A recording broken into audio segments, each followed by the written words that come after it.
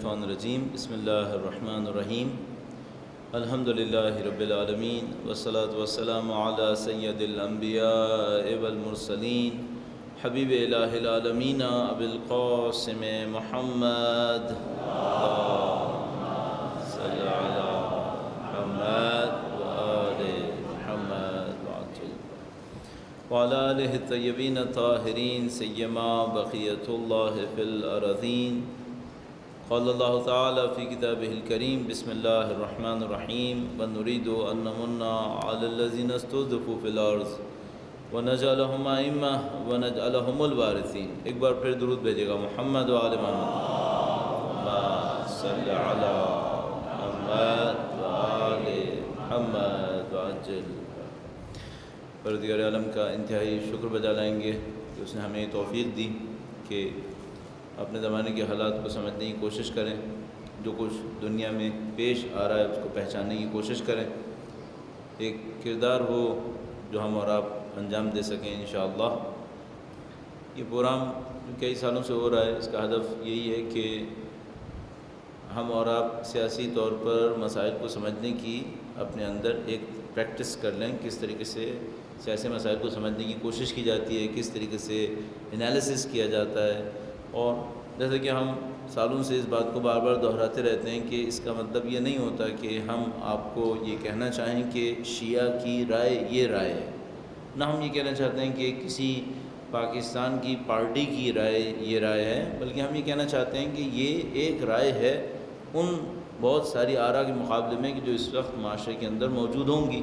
اس کا ایک طریقہ کار ہے، اس کو حاصل کرنے کے لیے ایک راستہ طے کیا جاتا ہے، وہ آپ کو بتا دیا جاتا ہے کہ کس طریقے سے اس اوپینین کو حاصل کیا گیا ہے، تاکہ کہ آپ کے اندر تجزیہ و تحلیل کی صلاحیت بنے۔ گویا یہ ایک قسم کا ٹریننگ سیشن ہے، آپ اس کو اگر تعبیر فرمائیں تو یہ پولیٹیکل انالیسس کا ٹریننگ سیشن آپ اس کو آسانی سے کہہ سکتے ہیں۔ اور اسی ادب سے یہ پروگرام انجام پاتا رہا ہے، اور ظاہر ہے کہ بہت سارے حوادث پیش آتے ہیں تو اس کے اندر توجہ لوگوں کی بڑھ جاتی ہے۔ اس وقت ہمارے پاس کئی واقعات موجود ہیں جن کے اوپر تبصرے کی ضرورت ہے، جس میں تین چیزیں انتہائی اہم ہیں، اور میرے نہیں خیال ہم تینوں تک پہنچ پائیں گے، لیکن بہرحال شروع کریں گے پھر دیکھیں کہاں تک پہنچ پاتے ہیں۔ ایک تو ظاہر ہے کہ آپ سب کی توجہات اور ہم سب کی توجہات یمن کے حالات کی طرف ہیں کہ یمن میں جو کچھ پیش آ رہا ہے وہ کیا ہے، اس کی اہمیت وغیرہ اس کے پر ہم گفتگو کریں گے۔ اور ایک معاملہ ایران اور امریکہ کے درمیان جو ایٹمی توانائی کے مذاکرات ہو رہے ہیں، وہ مذاکرات کس نہج پر چل رہے ہیں، اس کی کیا نتائج متوقع ہیں۔ اور تیسرا معاملہ پاکستان کے اندر جو سیاسی تبدیلیاں، بے پناہ تبدیلیاں رونما ہو رہی ہیں، اور خاص کر کراچی کے اندر جو کچھ پیش آ رہا ہے وہ ظاہر ہے کہ بہت اہم معاملات ہیں، لیکن بہت بعید ہے کہ ہم اپنے مین ٹیکسٹ کے اندر اس تک پہنچ سکیں۔ سوال جواب کے اندر اس کے اوپر توجہ دے دیں گے، لیکن شاید ہم اس کے اوپر نہیں پہنچ پائیں گے۔ سیشن توقع یہ ہے کہ تھوڑا سا لمبا ہو جائے گا، تو ابھی تک جو مجھے سمجھ میں آ رہا ہے کہ سیشن تھوڑا سا لمبا ہوگا، تو آپ میں سے جو کوئی ظاہر ہے جس ٹائم پہ بھی جانا چاہے گا وہ تشریف لے جائے گا آرام سے، کوئی مسئلہ نہیں ہے۔ چونکہ سوالات زیادہ ہوں گے لہذا میں پیشگی آپ کی خدمت میں عرض کر رہا ہوں، آپ اپنی پلاننگز خود اپنی گھڑیاں دیکھ کر، اپنے پروگرامز دیکھ کر آپ خود ہی کر لیجیے گا۔ میں فارغ البال ہوں، بے روزگار ہوں، لہذا مجھے زیادہ دیر بیٹھنے میں کوئی مشکل نہیں پیش آتی۔ اس کے ساتھ ساتھ میں ضروری سمجھتا ہوں ان دوستوں کا شکریہ ادا کروں جنہوں نے ان کئی سالوں کے اندر مسلسل، اور جس کو ہم لوگ یکسوئیت کے ساتھ، یعنی ایک معاملے کو لے کے چلنا آسان نہیں ہوتا، لیکن یہ پروگرام کئی سالوں سے چل رہا ہے، اور ہمارے جیسے سخت انسان کے بارے میں مشہور ہے کہ سال 2 سال سے زیادہ کوئی گروپ ہمارے ساتھ نہیں چل پاتا ہے۔ تو یہ بیچارے کئی سال سے ہمیں برداشت کر کے لے کے چل رہے ہیں، یہ ان کی بڑی حوصلے کی بات ہے۔ ان سب دوستوں کی صحت و سلامتی کے لیے، مزید توفیقات کے لیے درود بھیجیں محمد وآل محمد صلی علی محمد وآل محمد وعجل فرج۔ یمن کا معاملہ جس سے ہم نے آج کے پروگرام کو شروع کرنا ہے، یہ یمن کا معاملہ کیوں اتنی اہمیت کا حامل ہے، اس میں لوگوں کی توجہات کے اسباب کیا ہیں، اور خاص کر مومنین ان کی توجہ ظاہر ہے اس معاملے کے اوپر کافی زیادہ ہے۔ اس کی کئی اسباب ہیں۔ ایک تو سبب یہی کہ اہل بیت اطہار علیہ السلام کے چاہنے والے دنیا کے مظلوم انسان کہیں پر اس طرح سے مظلومیت کا نشانہ بن رہے ہوں تو کوئی کیسے خاموش بیٹھ سکتا ہے؟ ہمارے امام نے ہم سے کہا کونا للظالم خصما، وَلِلْمَظْلُومِ عَوْنًا، ظالم کے دشمن بن جاؤ، مظلوم کے مددگار بن جاؤ، تو ہم کیسے بے طرفی کے ساتھ بیٹھ جائیں جبکہ ایک ظالم ایک مظلوم کے ساتھ اس طرح سے پیش آ رہا ہو، کھلا ظلم کر رہا ہو۔ سب سے بڑا معاملہ تو یہی تھا کہ ایک مظلوم اور ایک ظالم، اور ہم خاموش نہیں بیٹھ سکتے، ہم اپنے دین کی وجہ سے مجبور ہیں، اس دین نے ہمیں یہ سکھایا ہے۔ دوسرا معاملہ اہل بیت اطہار علیہ السلام سے تعلق کا معاملہ ہے۔ یہ اہل بیت اطہار علیہ السلام کی چاہنے والے ہیں، جن کے بارے میں ظاہر ہے کہ ہمارے اور ان کے درمیان کچھ اختلاف، کچھ طریقہ کار کا فرق اور کچھ نظریات کے اندر ڈفرینس ہے، لیکن اس کے باوجود ہم انہیں پسند کرتے ہیں اہل بیت اطہار علیہ السلام کی محبت کی وجہ سے، بس ایک مظلوم ہونے کے ناطے، دوسرا اہل بیت اطہار علیہ السلام کی محبت کے ناطے، اور تیسرا ظاہر ہے کہ اس کے اندر وہ عناصر، وہ احادیث، وہ پیشن گوئیاں بھی ہماری دلچسپی کو بڑھا رہی ہیں، جن میں یمن کو اہل بیت اطہار علیہ السلام کی واپسی سے کچھ نہ کچھ مربوط کیا گیا ہے۔ تو وہ سوالات بھی ہمارے ذہن کے اندر، ہم سب کے اندر ہیں کہ ہم کافی عرصے سے یہ باتیں سنتے آ رہے تھے کہ ایک سید یمانی ہوں گے، اور اس نے بھی لوگوں کے انٹرسٹ کو، اہل بیت اطہار علیہ السلام کی چاہنے والوں کی دلچسپی کو اس معاملے کے اندر بہت زیادہ بڑھا دیا۔ عمومی طور پر حوادث کی تیزی، حادثوں کی تیزی، یہ بھی بہت زیادہ اہم سبب بنا۔ اتنی تیزی سے ہم توقع نہیں کر رہے تھے۔ ایک گروپ جس کے بارے میں ہم تذکرہ کریں گے کس طرح سے بنا اور کتنی کم مدت میں اس نے پورے ملک کے اوپر اپنے کنٹرول کو جاری کر لیا، یہ قابل توقع نہیں تھا، قابل عمل نہیں تھا در حقیقت بہت سارے لوگوں کے نزدیک، لیکن بہرحال پیش آ گیا۔ تو کچھ چیزیں ایسی ہوئیں جس نے لوگوں کی توجہات کو بہت زیادہ اس کی طرف مائل کیا۔ عالمی سطح پر بھی ایسے ہی ہے۔ عالمی سطح پر مشرقی وسطیٰ کے اندر کوئی بھی چیز پیش آئے وہ لوگوں کو اٹریکٹ کر لیتی ہے، لوگوں کو اپنی طرف لے آتی ہے۔ تیل کا معاملہ ہوتا ہے، سیکیورٹی کا معاملہ ہوتا ہے، مسلمانوں کے مراکز کا معاملہ ہوتا ہے، ان تمام چیزوں کی وجہ سے اس خطے میں جو کچھ پیش آتا ہے وہ لوگوں کو اٹریکٹ کر لیتا ہے۔ کئی وجوہات تھے۔ پھر سعودی عرب کے اندر شہزادہ بادشاہ عبداللہ کا مرنا، وہ خود لوگوں کو ایک جھٹکا دینے کے لیے کافی تھا، اس کے بارے میں منسوب جو کچھ روایات اور فلاں فلاں، اور اس کے بعد پھر یہ واقعہ پیش آنا تو لوگ اچانک گویا جو نہیں بھی جاگ رہے تھے وہ بھی جاگ گئے کہ کیا مطلب کچھ ہونے والا ہے، کیا واقعاً کچھ ہونے والا ہے کیا۔ تو اس وجہ سے کافی لوگوں کے اندر دلچسپی آئی اور سب نے اس کے اوپر توجہ دینا شروع کی۔ اچھا، ہم سب کو یہ بھی معلوم ہے کہ اس کے اثرات بہت زیادہ ہوں گے، یہ کوئی چھوٹا معاملہ نہیں رہے گا۔ کوئی بھی پارٹی جیتے، کوئی بھی پارٹی ہارے، اور موسٹ پروبیبلی نہ بھی ہارے نہ بھی جیتے، تب بھی اس معاملے کے اثرات کم نہیں ہوں گے۔ اس اعتبار سے یہ کافی اہم تھا۔ تھوڑا سا میں تاریخی اعتبار سے کچھ چیزوں کو عرض کرنے کی کوشش کروں گا بہت تیزی کے ساتھ۔ ہم اس کی تاریخ کے اوپر زیادہ محنت نہیں کریں گے کیونکہ اس میں پھر آپ کا وقت بہت زیادہ لگے گا، لیکن یہ کہ صرف جتنا دلچسپی سے مربوط ہو اس کے اوپر تھوڑا سا اشارہ کریں گے۔ پیچھے شاید ایک آدھ دفعہ ہی ایسا ہوتا ہے کہ یہاں پہ اتنے لوگ جمع ہو جائیں زاویے کے اندر، لیکن میرے خیال میں ہو گئے ہیں، تو آپ تھوڑا سا درود بھیجتے ہوئے آگے تشریف لے آئیے گا۔ درود بھیجے گا محمد و آل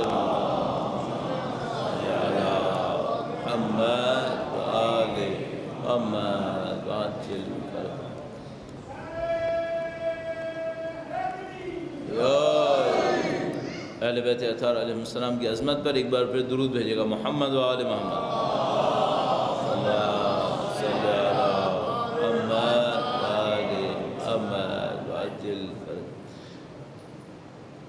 یمن کے حوالے سے اور اس سے پہلے اگر آپ کے ذہن میں ہو تو جب کربلا اور نجف کے اوپر داعش نے اپنی یلغار کی دھمکی دی تھی، اس وقت بھی شاید آپ نے نوٹ کیا ہو کہ، اور مجھے کچھ دوستوں نے کہا کہ آپ زیادہ خوش بین انسان ہیں، آپ کے اندر آپٹیمزم، خوش فہمی زیادہ ہے، اور اس وقت شاید آپ کی خدمت میں یاد ہو کہ میں نے آپ کی خدمت میں عرض کیا تھا کہ داعش کا خطرہ کوئی بڑا خطرہ نہیں ہے۔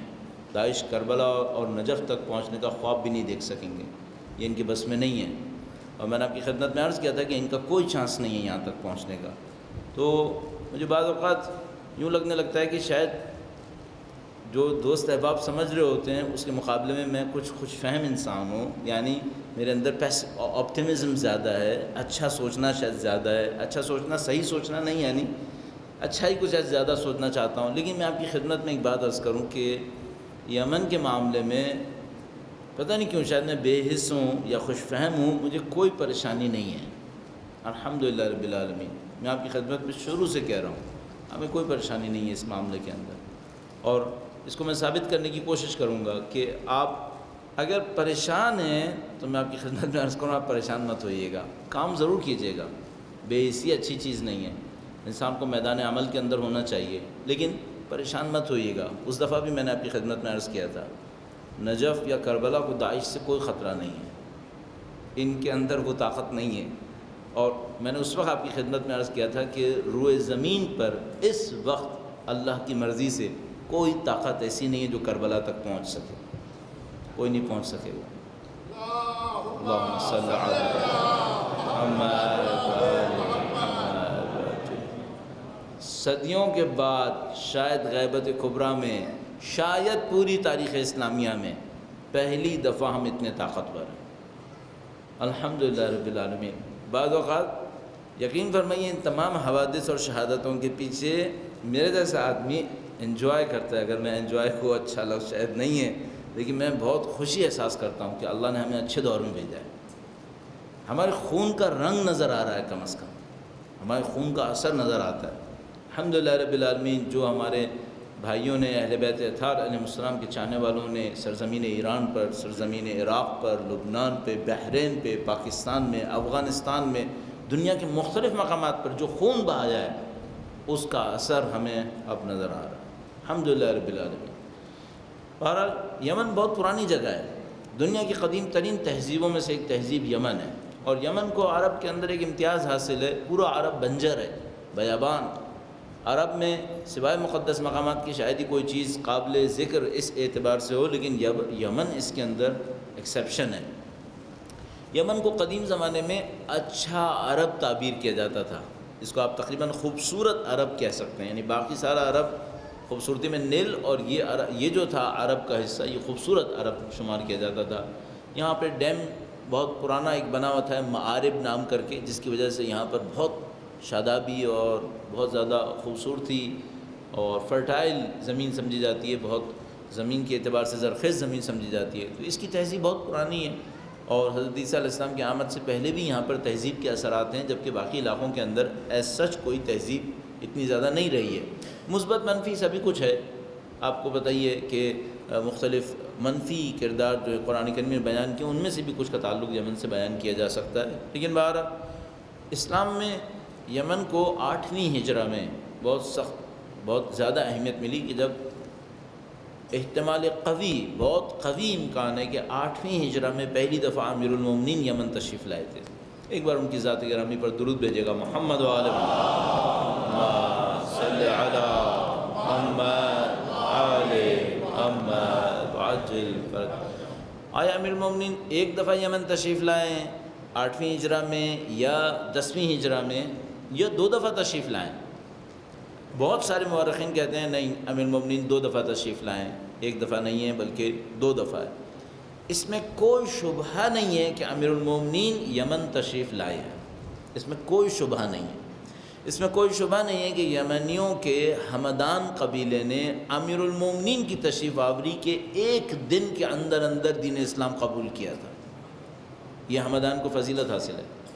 اس سے پہلے خالد بن ولید کا یہاں سے گزر رہا، کافی مہینے اس نے لگائے یہاں پر، لیکن اس کو کوئی کامیابی نصیب نہیں ہوئی، یہاں تک کہ اللہ کے رسول نے مولا امیر المومنین کو ارسال فرمایا، اور بڑی کامیابی پہلے دن ہی نصیب ہوئی۔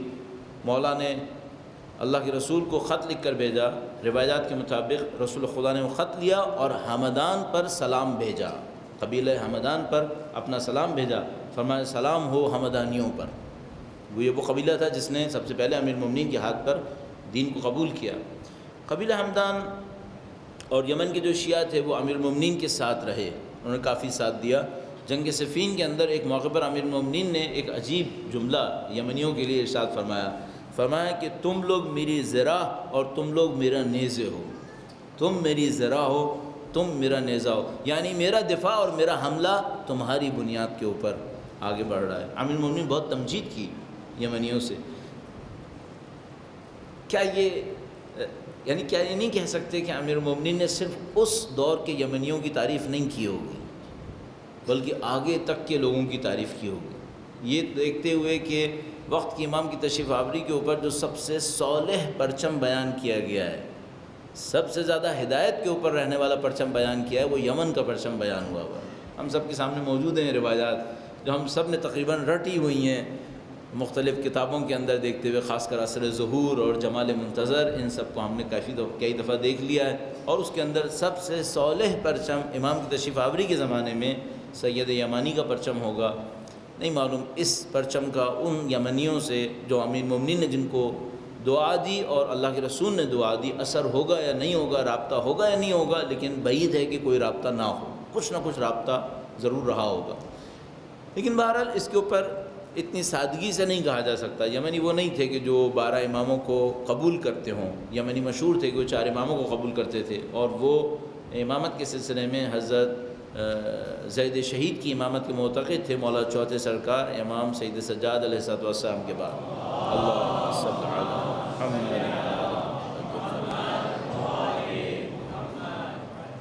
گویا 5ویں امام محمد باقر علیہ السلام، اللہم صل علی محمد۔ گویا امام کی امامت سے گریز کیا، لیکن ان کے ہاں مختلف عقائد ہیں، مختلف نظریات ہیں۔ امام کی فقہی امامت کو قبول کرتے تھے، اہل بیت اطہار علیہ السلام کی فقہی امامت کو کہ علم ان کے پاس ہے اسے قبول کرتے تھے، لیکن سیاسی طور پر معتقد تھے کہ شمشیر ہاتھ میں ہونی چاہیے، شمشیر ہاتھ میں نہیں ہے، جنگ نہیں کر رہے، تو پھر ان کے نزدیک ایسا تھا کہ سلسلہ امامت میں نہیں ہے، اور اس کی وجہ سے انہوں نے گریز کیا اور اپنے سلسلہ امامت کے جدا ہونے کے قائل ہو گئے۔ جو موجودہ تحریک ہے، میں نے کہا میں تاریخ میں بہت زیادہ نہ جاؤں ورنہ بہت وقت اسی میں لگ جائے گا، کس طرح سے بنی ہے موجودہ تحریک، اس کے اوپر میں زیادہ کنسنٹریٹ کروں گا۔ 4 اماموں کے ماننے والے تھے، زیادہ تر فقہی مراسم اہل سنت کی طرح کرتے ہیں، زیادہ تر فقہی مراسم اہل سنت کے طرح کرتے ہیں۔ تھوڑا سا فرق ہے، اذان میں حی علی خیر العمل کہا کرتے ہیں اور نماز کے اندر بھی ہاتھ کھولنے کو ترجیح دیتے ہیں، لیکن کثرت کے ساتھ اہل سنت کے ساتھ نماز پڑھتے ہیں، مراودہ آنا جانا سب کچھ ہے ان کا۔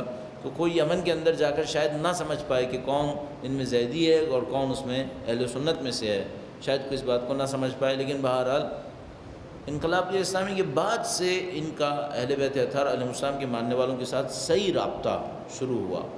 اور اس زمانے میں جو تحریک ہمارے پاس نظر آتی ہے وہ 1992 میں ایک تحریک شروع ہوئی۔ 1992 میں سدہ کے علاقے سے ان کی ایک تحریک شروع ہوئی جس کو عربی میں شباب المومنین کہا جاتا ہے، شباب المومنین، جس کو انگلش میں ٹرانسلیشن کریں گے تو کہیں گے دی بلیونگ یوتھس۔ آپ نے شاید یہ بی وائی ان کی تاریخ میں کہیں دیکھا ہو، بلیونگ یوتھس کا وہ بی وائی لکھتے ہیں۔ شباب المومنین، شباب المومنین نے اسکول سے کام شروع کیا، اسکولز کے کلبز بنائے، اسکولز کے کلب بنائے اور سمر کیمپس کیے، سمر کیمپس اسکول کے کلب۔ اچھا، یہ تقریباً 1992 میں شروع کیا، کیا مطلب؟ یعنی 1992 وہ وقت ہوگا جب 1987 کے قریب حزب اللہ اپنی پہلی کامیابیاں لے چکی تھی اور 1988 میں ایران عراق جنگ ختم ہو چکی تھی۔ اس کا مطلب یہ ہے کہ خواہ نہ خواہ یہ حزب اللہ سے متاثر رہے ہوں گے، خواہ نہ خواہ یہ ایرانیوں سے متاثر ہوئے ہوں گے، چونکہ ان کا جو پیٹرن ہے فلاح و بہبود کا اور یہ کیمپس کا، یہ کمپلیٹلی ایگزیکٹلی وہی ہے جو حزب اللہ کا پیٹرن ہے۔ اور بعد میں ان کے پرچم کی آپ ریفلیکشن دیکھ سکتے ہیں، انصار اللہ کا جو پرچم ہے بالکل وہی حزب اللہ کا پرچم ہے، سوائے نام کی تبدیلی کے، حتیٰ کلرز بھی تقریباً وہی۔ تو بالکل کہہ سکتے ہیں کہ انہوں نے وہاں سے کچھ نہ کچھ حاصل کیا ہوگا ان کے طریقہ کار کو دیکھتے ہوئے۔ 1991 میں جب امریکہ نے یمنی گورنمنٹ کے حوالے سے بھی ہم کہہ سکتے ہیں، یمنی گورنمنٹ ویسے تو سعودیہ کے ماتحت رہی تھی، لیکن 1991 میں 91 میں جب امریکہ نے عراق پہ حملہ کیا تھا تو یمن کی حکومت نے امریکہ کا ساتھ نہیں دیا تھا، سعودیوں کا ساتھ نہیں دیا تھا۔ سعودی بہت برہم ہوئے تھے ان کے اوپر، اور تقریباً 8 لاکھ یمنیوں کو سعودی عرب سے باہر نکال دیا گیا تھا کہ آپ نے کیوں ساتھ نہیں دیا۔ اس کے بعد مختلف کام ہوتے رہے۔ 2004 میں ایک تحریک اٹھی تھی اور جو زیدیوں میں سے آنے والے حسین بدر الدین الحوثی ایک قبیلے کا نام ہے، حوثی ایک فیملی ہے، در حقیقت ایک فیملی، ایک خاندان ہے جس کا نام حوثی ہے، اور وہ ایک قبیلے کی صورت میں زندگی گزارتا ہے۔ اس میں سے آنے والے حسین بدر الدین نے 2004 میں حکومت کی مخالفتوں کو دیکھتے ہوئے حکومت کے خلاف تحریک کا آغاز کیا۔ اس تحریک میں ستمبر 2004 میں بدر الدین شہید ہو گئے۔ یہ بدر الدین شہید ہوئے، ان کا خاندان کا نام حوثی تھا، ان کی شخصیت سے متاثر ہوتے ہوئے پوری اس تحریک کے ماننے والوں نے اپنا نام حوثی اختیار کر لیا، تو اس گروپ کو حوثی گروپ کہا جانے لگا۔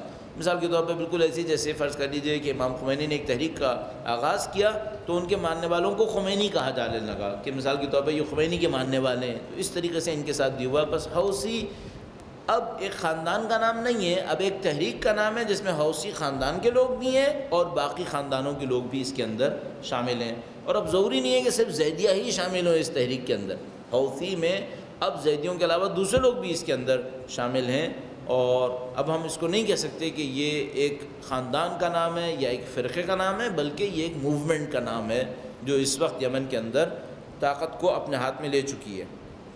خلاصہ کلام یہ کہ انہوں نے اپنے کام کا شروع کیا۔ 2011 میں انتخابات میں شرکت بھی کی، جب سابقہ صدر کی حکومت کا تختہ پلٹ گیا تھا عرب اسپرنگ کے نتیجے میں، جو عرب کے درمیان تبدیلیاں آئی تھیں، اس میں سابقہ صدر کی حکومت جب ختم ہوئی تو انتخابات ہوئے، اس میں انہوں نے شرکت بھی کی، اور اس کے بعد بہرحال حکومت کے ساتھ ان کی بات اچھی نہیں چل سکی۔ جنوری 2015 میں انہوں نے صنعاء پہ حملہ کیا، اور صنعاء پہ حملہ کرنے کے بعد اس کے اوپر ان کا اقتدار بنا، یہاں تک کہ 6 فروری کو انقلابی کمیٹی تشکیل دے دی گئی۔ 6 فروری آپ کہہ سکتے ہیں کہ ٹرننگ پوائنٹ تھا۔ 6 فروری وہ دن تھا کہ جب پرانی حکومت ختم ہو گئی، نئی حکومت میں عراقی ایک انقلابی حکومت تشکیل پا گئی، اور اس کے بعد سے اقتدار ان کے ہاتھ میں رہا۔ صدر صنعاء چھوڑ کر پہلے عدن گیا، اور عدن جانے کے بعد جب اس نے دیکھا کہ عدن بھی اب ان لوگوں کے ہاتھ میں آنے والا ہے، تو پھر وہ وہاں سے نکل کر پانی کے جہاز کے ذریعے سے سعودی عرب روانہ ہو گیا، اور اس وقت وہ سعودی عرب کے اندر ہے۔ ظاہر ہے کہ آپ کے لیے تاریخ کی شاید اتنی زیادہ اہمیت نہیں ہوگی، اس وقت کی جو صورتحال ہے شاید آپ کے نزدیک وہ زیادہ اہمیت کے حامل ہوگی کہ اس وقت یہاں پہ کیا ہونے والا ہے۔ تو اس وقت ہمارے پاس جو یمن ملک ہے وہ 2 حصوں میں تقسیم ہوا ہے، ایک حوثی تحریک ہے اور حوثی تحریک کے حامی ہیں۔ حوثی تحریک کے پاس جنگجو بھی ہیں، حوثی تحریک کے پاس باقاعدہ ٹرینڈ جنگجو ہیں، اور اس کی وجہ یہ ہے کہ حوثی میں زیادہ تر لوگ زیدیہ ہیں، اور زیدیہ کو تقریباً 50 سال سے حکومت کی طرف سے مخالفتوں کا سامنا تھا، اور 50 سال میں حکومتوں کی طرف سے مخالفتوں کا سامنا کرتے ہوئے یہ لوگ اپنی حکومت سے لڑ کے 2 نسلیں گزار چکے ہیں۔ تو یہ ایک ایسی قوم ہے جو 2 نسل سے کم از کم اسلحہ اپنے ہاتھ میں لیے ہوئے ہے، اور اگر آپ کبھی پاکستان کے قبائلی علاقہ جات میں تشریف لے جائیں، اور آپ میں سے بہت سارے لوگ جا چکے ہوں گے، تو آپ نے وہاں پہ دیکھا ہوگا کہ اسلحہ بچوں کے جوانوں کے ہاتھ میں ہونا وہاں پر بہت اچھا سمجھا جاتا ہے۔ تو اگر کوئی جوان ہے اور اس کے پاس اسلحہ نہیں بھی اگر اس نے لگایا ہوا گھر میں بھی نہیں ہے اس کے لیے، تو وہ بہت برا سمجھا جائے گا۔ تو ان کے ساتھ بھی تقریباً ایسے ہی ایک معاملہ ہے، پہاڑوں کے رہنے والے ہیں، شمال میں یہ لوگ سینٹرلائزڈ ہیں، اور وہاں پر کلچر وہی کلچر ہے کہ آپ کے پاس اسلحہ ہونا بہت ضروری ہے، آپ کا جنگجو ہونا بہت ضروری ہے، آپ کو حکومت کی طرف سے مخالفتوں کا سامنا کرنا پڑے گا، اور اس کے لیے آپ کو ہمیشہ تیار رہنا پڑے گا۔ کم و بیش کہہ سکتے ہیں جیسے ہمارا پارا چنار ہے کہ جس میں اسلحہ بھی ہے، حکومت کی مخالفتیں بھی ہیں، اور دوسرے مخالف دشمنوں کے ساتھ جو ہے وہ محاذ آرائی بھی ہے، اس طرح کی ایک صورتحال ان لوگوں کے ساتھ ہے۔ تو ان کے پاس جنگجو کافی بڑی تعداد میں ہے، اور اتفاقاً ابھی میں آج بھی کہیں دیکھ رہا تھا تو بعض ایسٹیمیٹ کے مطابق 1 لاکھ کے قریب خود حوثی جنگجو ان کے پاس ہونے چاہیے، 1 لاکھ کے قریب ان کے پاس جنگجو ہونے چاہیے۔ اچھا، اب ملک جو ہے وہ 2 حصوں میں اگر تقسیم کریں تو ایک اکثریت ہے جو حوثیوں کے ساتھ ہے، اور وہ موجودہ صدر کو قبول نہیں کر رہے۔ فوج میں بھی ایک بڑی تعداد ایسی ہے کہ جو موجودہ صدر کو قبول نہیں کر رہی اور وہ حوثیوں کا ساتھ دے رہی ہے، اور ایک تعداد فوج کے اندر وہ ہے کہ جو حوثیوں کے مخالف ہے، اور وہ اس صدر کا جو فرار کر چکا ہے ہادی نام کر کے، اس کا ساتھ دے رہے ہیں۔ اچھی بات یہ ہے کہ ان کی موومنٹ میں ابھی تک کوئی قتل عام نہیں ہوا ہے، ابھی تک بڑے پیمانے کے اوپر، بلکہ شاید کہہ سکتے ہیں کہ چھوٹے پیمانے پر بھی جیسا کہ ہم لوگ معمولاً دیکھتے رہتے ہیں ایسا کوئی قتل عام نہیں ہوا ہے، بلکہ سب سے بڑا قتل عام خود ہی نہیں کا ہی ہوا ہے۔ یعنی اگر آپ اندازہ لگائیں تو میرے خیال میں 22 مارچ کی تاریخ تھی، 22 مارچ کو ہوا تھا جب مسجد کے اندر بم دھماکہ ہوا تھا، اور اس کے اندر 146 حوثی جو تھے وہ شہید ہوئے تھے، مارے گئے تھے۔ تو یہ سب سے بڑی تعداد ہے ان کے ملک کے اندر۔ اگر آپ اس کا مقابلہ کریں داعش کی تحریک سے، یا مثال کے طور پر جو کچھ شام کے اندر ہو چکا ہے وہ ناقابل مقایسہ ہے. یعنی ان کی تحریک ان مقابلوں اور بغاوتوں کے مقابلے میں انتہائی امن اور سلامتی کے ساتھ انجام پائی. اس میں کسی کا خون نہیں بہا اس انداز میں. اور کچھ مخالفتیں ہوئی ہیں، کچھ ظاہر کے لوگوں کی جانیں گئی ہیں، لیکن ان کا کوئی مقابلہ، کوئی مقایسہ نہیں ہے اس سے کہ جو ان دو ملکوں کے اندر داعش اور شام کے باغیوں کے ہاتھوں حاصل ہوا ہے. تو یہ صورتحال ہے. اس وقت پاپولر موومنٹ ہے، عوام ان کے ساتھ ہے، فوج کافی حد تک ان کے ساتھ ہے. کیا نشانی اور کیا ثبوت؟ ثبوت یہ ہے کہ کوئی قتل عام نہیں ہوا ہے. اگر فوج ان کے مخالف ہوتی بڑی مقدار میں قتل عام ہو جانا چاہیے تھا. اگر عوام ان کے مخالف ہوتی تو بہت بڑی مقدار میں عوام کو مرنا چاہیے تھا. نہ فوج میں مرے ہیں لوگ، نہ عوام کے اندر لوگ مریں. اس کا مطلب یہ ہے کہ ان کی مقبولیت کافی زیادہ ہے. یہ چند ایلیمنٹس آپ جمع کیجئے، اس کے بعد یہ سوچئے کہ جو سعودیوں نے کیا ہے یہ کیا ہے انہوں نے. سعودیوں کو غصہ کس بات کا ہے اور سعودیوں نے یہ قدم اٹھایا کیوں ہے؟ کیا قدم اٹھایا انہوں نے یہ قدم اٹھایا کہ جب ان کا حامی صدر اپنے ملک کے اندر اپنے اقتدار کو محفوظ نہیں کر سکا، اس کے خلاف بغاوت، اس کے خلاف نفرت بہت زیادہ پھیل گئی، انہوں نے اس باغی صدر کو اپنے پاس پناہ دیے اور اس کو ملک کی باقاعدہ حکومت تسلیم کیا ہوا ہے. بس سعودی عرب نے یہ کہا ہے کہ یہ جو صدر ہے جو بھاگ گیا ہے، حکومت اس کی حکومت ہے، جو کچھ اس کے پیچھے بنا ہوا ہے ملک کے اندر، چاہے عوام اس کا ساتھ دے یا نہ دے، ہم اس کو قبول کرنے کو تیار نہیں ہیں. اور یہ جو صدر یہاں سے بھاگا ہے، ہم اس کو واپس حکومت پر لے کر آئیں گے، ہم اس کو واپس حکومت پہ لے کے آئیں گے.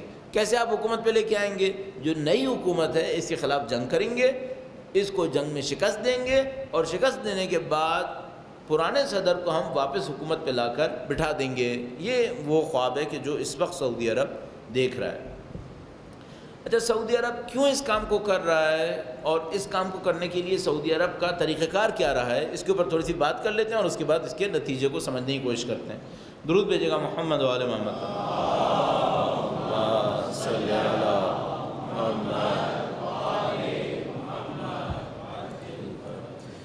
سعودی عرب کے پاس ایک ایکسکیوز ہے، ایک بہانہ ہے، اور وہ بہانہ یہ ہے کہ ملک کے اندر کچھ لوگوں نے نامنی پھیلائی ہے، یعنی حوثیوں نے، انہوں نے نامنی پھیلائی ہے، اور یہ جو نامنی ہے یہ ملک کی سرحدوں سے نکل کر ہمارے ملک کو بھی متاثر کر سکتی ہے، بلکہ تمام عرب ملک کو متاثر کر سکتی ہے. مثلا عمان کا جو ملک ہے بالکل سیدھے ہاتھ پر اس کے برابر میں باؤنڈری کے ساتھ ہے، اس کو متاثر کر سکتی ہے. اس کے شمال میں سعودی عرب ہے، اس کو متاثر کر سکتی ہے.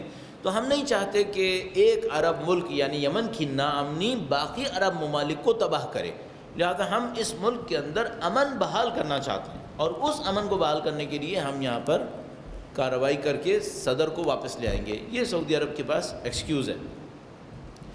اچھا، اس کام کو کرنے کے لیے طریقہ کار کیا رکھا گیا؟ طریقہ کار یہ رکھا گیا کہ سعودی عرب اکیلا یہ کام نہ کرے، ورنہ اس کو کہا جائے گا کہ بھئی آپ نے ایک ملک کے اوپر تجاوز کیا ہے. وہ ایک جملہ استعمال کرتے ہیں نا کہ اگر آپ نے ایک کتاب سے دیکھ کر کچھ لکھ دیا تو آپ کہتے ہیں کہ آپ نے نقل کی ہے، اور اگر آپ نے بہت ساری کتابوں سے دیکھ کر لکھ دیا تو اسے کہتے ہیں کہ آپ نے ریسرچ کی ہے. تو ہماری دنیا کے اندر بھی یہ ہو گیا ہے کہ اگر ایک ملک پہ حملہ کرے گا تو یہ تو تجاوز ہے، اور اگر بہت سارے ملک مل کے ایک ملک پہ حملہ کریں تو اس کو ہم کہتے ہیں اتحاد. یہ اتحاد ہے، کولیشن. تو بالکل امریکہ کا سکھایا ہوا منصوبہ ہے. 1990 میں 32 ملکوں کو لے کر امریکہ آیا تھا عراق کے خلاف، اور عراق کے خلاف نہیں تھا، ایران کے خلاف تھا، کامیابی نہیں ہوئی تھی. اس کے بعد پھر 2003 میں بھی جب آئے تو کئی ملکوں کا الائنس بنا کر آئے یا کولیشن بنا کر آئے. تو اس طرح سے اپنے تجاوز کو چھپانے کے لیے ایک راستہ دیا کہ بھئی اگر آپ نے تجاوز کرنا ہے تو آپ اکیلے نہ جائیے، چند ملکوں کو لے کے چلے جائیے. چند ملکوں کو لے کے چلے جائیے تو اس سے یہ لگے گا کہ جیسے آپ نہیں کر رہے، سب یہی چاہتے تھے. اچھا، اب انصافاً کوئی پوچھے کہ واقعاً سب یہ چاہتے تھے یا نہیں چاہتے تھے، تو سوال یہ ہے کہ اگر نہیں چاہیں گے تو جائیں گے کہاں؟ مثلا طالبان کے معاملے میں پاکستان سے کہا گیا کہ آپ امریکہ کا ساتھ دیں. اچھا، اگر ساتھ نہیں دیں گے تو کیا ہوگا؟ آپ پتھروں کے دور میں واپس جائیں گے، تو پھر تو آپ کو ساتھ دینا پڑ جائے گا. تو اس طرح سے اتحاد بنتے ہیں. سب کو معلوم ہے کہ بھئی اگر اتحاد کا ساتھ نہیں دیں گے تو بعد میں مار لگے گی. 1991 میں یمن کے ساتھ یہی ہوا ہے. اس نے 1991 میں امریکی اتحاد کا ساتھ نہیں دیا تھا تو اس کے 8 لاکھ بندوں کو سعودی عرب نے نکال دیا تھا کہ پھر تم ہمارے ملک سے پیسے کیوں کما رہے ہو. اس کا مطلب کیا ہے؟ سعودی عرب کے پاس ایک طاقت ہے، پیسہ. اس کے پاس پیسہ ہے اور یہ اپنے پیسے کے لیے ذریعے سے سمجھ رہے ہیں کہ پیسے کے ذریعے سے ہم اتحاد خریدیں گے، ہم اتحاد خرید لیں گے۔ اچھا، امریکہ اس کام کو کیسے کرتا ہے؟ امریکہ دو طاقتیں استعمال کرتا ہے، ایک پیسہ اور دوسرا ڈنڈا، جس کو ہم لوگ کہتے ہیں کیرٹ اور اسٹک، دونوں ساتھ ساتھ، ایک طرف سے گاجر ایک طرف سے ڈنڈا، کہ بھئی تھوڑا پیسہ بھی دیں گے اور اگر تم نے نہیں کیا تو مار بھی بہت بری لگائیں گے۔ اچھا، سعودی عرب کے پاس مار لگانے کی طاقت نہیں ہے، لیکن سعودی عرب کے پاس پیسے کی طاقت ہے، تو پیسے کی طاقت سے وہ کس کس ملک کو مجبور کر پائیں گے؟ جو ٹاپ پر دو ملک آ رہے ہیں جو پیسے کے ذریعے سے اس موقع پر خریدے جا رہے ہیں، ان میں ایک مصر ہے اور ایک بدقسمتی سے ناکام ہو جائیں گے انشاءاللہ، بدقسمتی سے ابھی تک جس پہ کوشش کر رہے ہیں وہ ظاہر ہے کہ پاکستان، پیسے کی بلبوتے پہ۔ سعودی عرب نے کافی پیسہ لگایا ہے نواز شریف صاحب کی طرف، اور انتخابات کے دوران بھی کافی پیسہ خرچ کیا گیا۔ سعودی حکمرانوں کو یہ بات بہت اچھی طرح سمجھ میں آ رہی ہے کہ آل سعود کا اقتدار خاتمے پر ہے، یہ ان کو اچھی طرح سمجھ میں آ رہا ہے۔ ان کو اچھی طرح سمجھ میں آ رہا ہے کہ امریکہ اب ہمیں یہاں نہیں دیکھنا چاہتا، اب امریکہ بھی ان کو یہاں پہ نہیں دیکھنا چاہتا، نہ اس وجہ سے کہ وہ تیل نہیں چاہتا، نہیں تیل تو ابھی بھی چاہتا ہے، اس وجہ سے کہ آل سعود بدنام بہت ہو گئے اور ان کی ایفیشنسی تقریباً اینڈ پر ہے، بالکل جیسے ضیاء الحق صاحب کی کارکردگی 11 سال کے بعد خاتمے پر تھی تو ضیاء الحق صاحب کا طیارہ جو ہے وہ پھٹ گیا تھا۔ تو اسی طریقے سے آل سعود نے اس بات کو سمجھ لیا ہے کہ امریکہ ہمیں نہیں چاہتا۔ اب جب کہ امریکہ بھی نہیں چاہتا تو بچنے کا امکان کیسے ہے؟ خرید کے، وہ خرید کے اپنے حلقہ اثر کو بڑھانا چاہتے ہیں۔ تو انہوں نے پاکستان کے انتخابات میں محنت کی اور ایک قابل اعتماد ذریعے کے مطابق جس نے ہم بتایا کہ تقریباً $3 ارب سعودی عرب نے پاکستان کے اندر میاں نواز شریف صاحب کے اوپر خرچ کیا، ہمدردی کے، خیر سگالی کے جذبے کے تحت، یعنی مثلا ظاہر ہے بھائی بھائی کا رشتہ ہوتا ہے، وہ ان کے گھر جاتے ہیں، وہ ان کے ہاں آتے ہیں، تو $3 ارب انہوں نے خرچ کیے کہ بھئی آپ کسی طریقے سے کامیابی حاصل کریں نیک دعاؤں کے ساتھ۔ تو وہ نواز شریف صاحب جو ہیں وہ کافی حد تک اپنے کام کو کر سکے۔ اب موقع تھا کہ وہ اس خدمت کے بدلے میں بھی کوئی خدمت انجام دیں، اور سعودی عرب نے ظاہر اسی لیے ان کو رکھا تھا۔ اچھا، ایک اور ملک کے ساتھ سعودی عرب نے کیا، وہ کون سا تھا؟ وہ مصر تھا، کہ جہاں پر مرسی کی حکومت کو پیسہ دے کر گرایا گیا اور وہاں پر جنرل سیسی کی حکومت کو قائم کیا گیا اور مرسی کو جیل میں ڈال دیا گیا، وہاں پر بھی پیسہ خرچ کیا گیا اسی ذریعے سے کہ یہ ملک کبھی ہمارا ساتھ دے گا۔ اچھا، باقی کون ہے پھر؟ یہ جارڈن اور عمان، یہ بیچارے کیا کریں گے؟ امارات، یہ خالی جگہ بھرنے کے لیے، نمبر کو بڑھانے کے لیے بیچارے یہ ساتھ دیں گے، تو ان کے پاس بھی کچھ فالتو پیسہ ہے تو یہ اپنے جہازوں کے ذریعے سے شرکت کریں گے۔ اچھا، اسٹریٹجی کیا رہے گی؟ اب اسٹریٹجی کیا ہے؟ اب لڑیں گے کیسے؟ لڑیں گے بہت سادہ سا طریقہ کار ہے۔ امریکہ سے بھی بات ہوئی ہے، امریکہ نے کہا کہ ہم بھی آپ کا ساتھ دیں گے۔ تو یہ ہے کہ امریکہ تو یہ کرے گا کہ وہ اپنے بحری جہازوں سے میزائلز مارے گا، اس نے عراق کی جنگ میں بھی یہی کیا تھا، اس کے پاس آسان ترین سیف سائٹ پہ رہتے ہوئے کام یہی ہے کہ وہ خود سمندر میں بیٹھا رہے گا بحیرہ عرب کے اندر یا مثال کے طور پر ریڈ سی میں، اور وہاں سے یہ اپنے جو طیارہ بردار بحری جہاز ہوتے ہیں، ایئر کرافٹ کیریئرز جو ہوتے ہیں، ان کے ذریعے سے یہ میزائلز ماریں گے۔ اچھا، اس سے بڑھ کر کیا ہوگا؟ اس سے بڑھ کر یہ ہوگا کہ عرب ملک جن کے جہاز اس وقت اس جنگ میں شرکت کر رہے ہیں، مثلا سعودی عرب کے 100 یا 150 جہاز ہیں، عمان نے بھی دیے ہیں، UAE نے بھی دیے ہیں، اور باقیوں نے بھی، مصریوں نے بھی کہا ہے کہ ہم دیں گے، تو وہ جہاز جا کر بمباری کریں گے۔ اگر یہ سارے کامیاب ہو گئے، ان کی بمباریاں ہو گئیں، امریکیوں کے میزائلز ہو گئے، سب کچھ تباہ برباد ہو گیا، تو پھر آگے آگے مصری اور پاکستانی اور پیچھے پیچھے سعودی فوجی بھی اندر داخل ہو جائیں گے۔ یہ اسٹریٹجی ہے اس وقت کہ بھئی یہ ابھی وہ چیزیں جو ہونے والی ہے ان کے خیال میں۔ اچھا، اب میرے جیسے آدمی کے نزدیک، جو میں نے کہا کہ میں خوش بین آدمی ہوں شاید، تو مجھے سمجھ میں نہیں آ رہا کہ ان کے جیتنے کا امکان کتنے فیصد ہے۔ ایک بڑا اچھا مجھے یاد ہے، ایک دعویٰ تھا، ایک ایرانی اینالسٹ تھا، اس نے دعویٰ کیا، انہوں نے دعویٰ کیا، اسٹریٹجسٹ تھے، انہوں نے کہا کہ بھائی ایسا ہے کہ یہ دیکھ لو کہ 2000 سال میں اب تک ایران پر جتنے بھی لوگوں نے حملہ کیا ہے ان میں سے کتنے فیصد جیتے ہیں، کتنے فیصد ہارے ہیں۔ 2000 سال میں 2000 سال میں کبھی ایران میں حکومت کمزور رہی، کبھی مضبوط رہی، تو اس نے کہا بھائی 2000 سال میں ہم پر جتنے لوگوں نے بھی حملہ کیا ہے اس میں ہار جیت کا ریشو دیکھ لو اور اس کے بعد سوچ لو کہ ہم سے لڑنا ہے یا نہیں لڑنا ہے۔ اور ہم 2000 سال کی مضبوط ترین حکومت ہیں اس وقت. تو اگر 2000 سال میں جیتنے کا ایوریج 15% تھا تو اب ہم مضبوط ترین حکومت ہیں. اس کا مطلب ہے تمہارے پاس 15% کا امکان بھی نہیں ہوگا. تو 15% سے کم امکان پر اگر لڑنے کو تیار ہو تو ہم بھی لڑنے کو تیار ہیں, ہمیں کوئی مشکل نہیں ہے. جب تم 15% سے کم چانس پہ لڑنے کو تیار ہو تو ہم 85% سے زیادہ جیتنے کے چانس پر کیوں نہیں لڑیں گے؟ پھر ہم تو لڑیں گے پھر. اچھا, اب میں اپنے طور پہ سوچتا ہوں کہ سعودی کولیشن کے جیتنے کا امکان کتنے فیصد ہے, کتنے فیصد امکان ہے ان کا کہ جیت پائیں گے؟ تو میں اس بات کو حل کرنے کے لیے ایک مقایسہ آپ کی خدمت میں عرض کروں گا. اس مقایسے کو دیکھیے اور اس کے بعد یہ سوچیے کہ ان کا جیتنے کا امکان کتنے فیصد ہوگا. درود بھیجیے گا محمد وآل محمد صلی علی محمد وآل محمد وعجل فرجهم.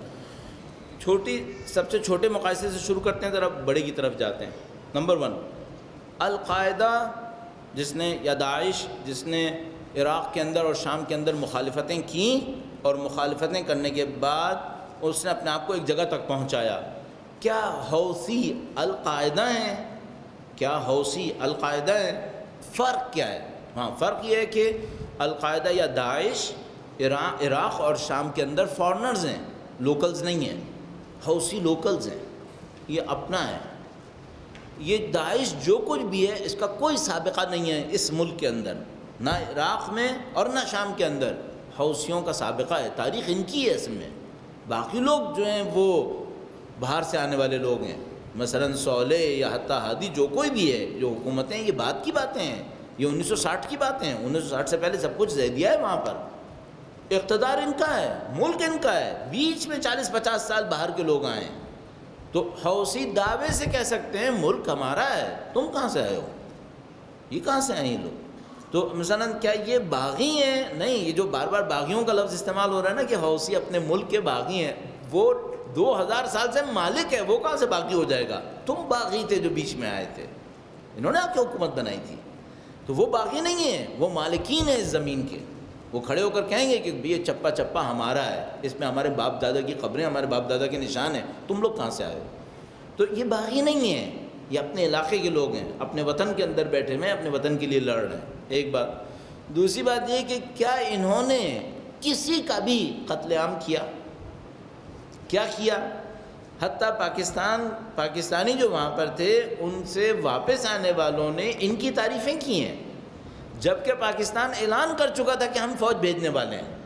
پاکستان یا بھیج چکا ہے یا کہہ رہا ہے کہ ہم بھیجنے والے ہیں, اور انہوں نے وہاں سے واپس آنے والے پاکستانیوں کو کسی کو بھی نقصان نہیں پہنچایا, کسی کو بھی نقصان نہیں پہنچایا. بلکہ میں کلپ دیکھ رہا تھا جس میں خاتون کہہ رہی تھی کہ انہوں نے ہمیں پانی بھی دیا, جوس بھی دیا, اور یہ بھی کیا, وہ بھی کیا. تو یہ حوثی کیا باغی ہیں؟ آیا باغی ایسے کرتے ہیں؟ میں اپنے طور پہ سوچتا ہوں اگر کوئی اور ملک ہوتا اور کوئی باغی ہوتے تو وہ ان سارے پاکستانیوں کو وہیں بٹھا لیتے, سب کو وہیں بٹھا لیتے, اور پاکستانی حکومت سے کہتے کہ اگر تمہارا ایک بھی فوجی یہاں نظر آیا نا تو یہ آبادی تمہاری گئی, اس کو ہم نہیں چھوڑیں گے. پھر اس کے بعد پھر وہ کیا کرتے, پھر وہ داعش کی طرح ایک ایک کی گردنیں کاٹ کاٹ کے بھیجتے رہتے. اب تو داعش نے ایک پریکٹس بھی کر کے دکھا دی نا. کیا انہوں نے یہ کیا؟ انہوں نے کسی ایک کا بھی راستہ نہیں روکا, انہوں نے سب کو واپس آنے دیا, حتیٰ اس ملک کو جس کی فوج ان سے لڑنے کے لیے آنے والی تھی. یہ اخلاق کی بہت بڑی عظمت ہے, یہ اخلاق کی بہت بڑی بڑائی ہے. اصل اگر صرف اس ایک بات کو دیکھیں نا تو یمنی اخلاقی جنگ جیت چکے ہیں اس وقت, یمنی اخلاقی جنگ جیت چکے ہیں ان لوگوں سے. اس خاطر سید حسن نصر اللہ جیسے غیر سیاسی نعرے لگانے والے, سیاسی نعرے نہیں لگاتے, حقائق بیان کرتے ہیں, انہوں نے یہ کہا کہ یہ لوگ حق پر ہیں اور یہ مظلوم ہیں اور یہ جیت جائیں گے. یہ سب باتیں سب کے سامنے ہیں. مجھے جو سب سے بڑی بات سید حسن نصر اللہ کے اندر لگتی ہے, اور بالکل ویسی رہبر معظم کے اندر شاید بلکہ اس سے بڑھ کر, مجھے کہ یہ لوگ سیاسی باتیں نہیں کرتے. اور جو بات مجھے انتہائی کمی لگتی ہے, بہت کھول کے عرض کروں, ہمارے اپنے پاکستانی شیعہ رہنماؤں, مذہبی رہنماؤں کے اندر یہ بلف بازی بہت کرتے ہیں, سیاسی بیانات بہت دیتے ہیں. میرا دل چاہتا ہے کاش ایسا ایک وقت آئے, ہمارے جو سیاسی رہنما ہیں, چاہے وہ اس پارٹی کے ہوں یا اس پارٹی کے ہوں یا بغیر پارٹی ایک اور پارٹی کے ہوں، یہ سب ان سادات سے سیکھیں کہ بات کیسے کرنی ہوتی ہے، اس سے سیکھیں کہ بھائی اگر ان کو کہنا ہے کہ ہم نے یہ گلاس توڑنا ہے تو کہیں گے کہ ہم نے توڑ دینا ہے اور پھر توڑ کے دکھا دیں گے، اور اگر انہوں نے کہنا ہے ہم نے اس گلاس کو ہاتھ نہیں لگانا ہے تو یہ کہیں گے ہم نہیں ہاتھ لگائیں گے اور پھر کبھی ہاتھ نہیں لگائیں گے۔ آپ بھی ایسی کر کے دکھائیں۔ اس میں سب سے بڑا فائدہ کیا ہے؟ دشمن کا پروپیگنڈا سارا ناکام ہو جائے گا اگر آپ کی زبان سے ایک صحیح بات نکل گئی، سب ناکام ہو جائے گا۔ اگر آپ اس بات پر مہارت اپنے اندر بنائیں، اگر آپ یہ کہہ رہے ہیں نا کہ جمعرات کو ہم یہ کریں گے، اب موت سے کم پہ پیچھے نہیں ہٹیے گا، اب کر کے دکھائیے۔ اگر آپ یہ کہہ رہے ہیں 3 دن میں یہ کر دو ورنہ ہم یہ کریں گے، پھر یا تو کہو نہیں ورنہ پھر کر کے دکھاؤ۔ آپ اپنی بات کی طاقت کو ختم کیوں کر دیتے ہیں؟ اور یا بات ہی مت کریں، طریقہ ہوتا ہے کام کرنے کا۔ مثلا اتنے بڑے بڑے واقعات ہوتے ہیں، میں میرے خیال میں حاشیے میں جا رہا ہوں، واپس آؤں گا، اتنے بڑے بڑے واقعات ہوئے، مثلا عماد مغنیہ کی شہادت ہوئی، بیٹے کی شہادت ہوئی ان کے، کیا نصر اللہ نے، سید حسن نصر اللہ نے کبھی کوئی بلف بازی کی؟ ایک دفعہ بھی نہیں، ایک دفعہ بھی نہیں، ہر دفعہ کیلکولیٹڈ جواب دیا، ہم یہ کریں گے، کر کے دکھا دیا۔ اب بھی یہی کرو، سیکھو اس بات کو۔ اچھا ہمیں کیا عادت پڑ گئی؟ ہم لوگ جذباتی نعرے لگاتے ہیں، ہم یہ کر دیں گے، ہم وہ کر دیں گے، ہم یہ ہیں، ہم وہ ہیں۔ ارے بھائی تم جو جملہ کہہ رہے ہو تمہیں پتہ ہے اس کا مطلب کیا ہے؟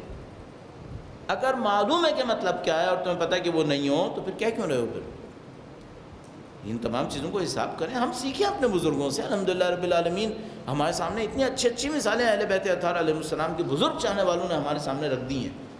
ان سید کے ہوتے ہوئے اب بھی ہم سے کوئی یہ کہے کہ ہمیں سیاست نہیں آتی تو ہمیں کہنا پڑے گا کہ بھئی اتنے بڑے استاد کے ہوتے ہوئے تمہیں کیوں کمی آ رہی ہے؟